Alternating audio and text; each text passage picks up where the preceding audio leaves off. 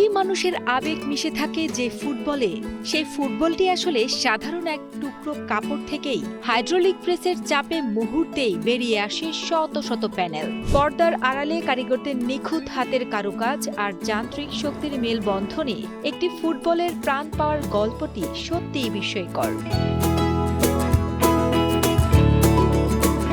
মূলত একটি টেকসই ফুটবল তৈরিতে ব্যবহার করা হয় উন্নত মানের সিনথেটিক লেদার বা রেক্সিন এবং শক্তপোক্ত নাইলন সুতা। প্যানেলগুলো কাটার পর শুরু হয় শৈল্পিক ছোঁয়া।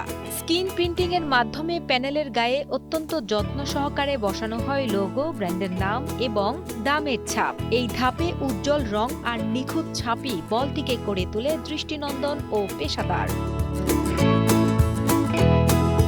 ছাপানোর কাজ শেষ হলে দক্ষ কারিগররা শুরু করেন বলের মূল কাঠামো তৈরির কাজ। হেক্সাগন বা ষড়ভুজ আকৃতির এই অংশগুলো বিশেষ আঠা এবং সূক্ষ্ম সেলাইয়ের মাধ্যমে একে অপরের সাথে জোড়া দেওয়া হয়। সেলাইয়ের মাঝপথে ভেতরে ঢুকিয়ে দেওয়া হয় উচ্চমানের রাবার ব্লাডার, যা বলটিকে দেয় সঠিক বায়ুচাপ ধারণ করার ক্ষমতা এবং বাতাসের বুকে উড়িয়ে চলার নিখুঁত ভারসাম্য।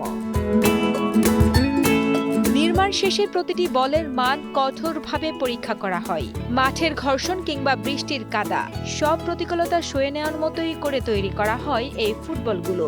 সাধারণত 1000 থেকে 1200 টাকার মধ্যে পাওয়া এসব বল যেমন সাশ্রয়ী তেমনি টেকসই। সাধারণ মানুষ থেকে শুরু করে কিশোর ফুটবলারদের স্বপ্ন পূরণে হাতে তৈরি বলগুলোই হয়ে ওঠে মাঠের প্রধান ভরসা।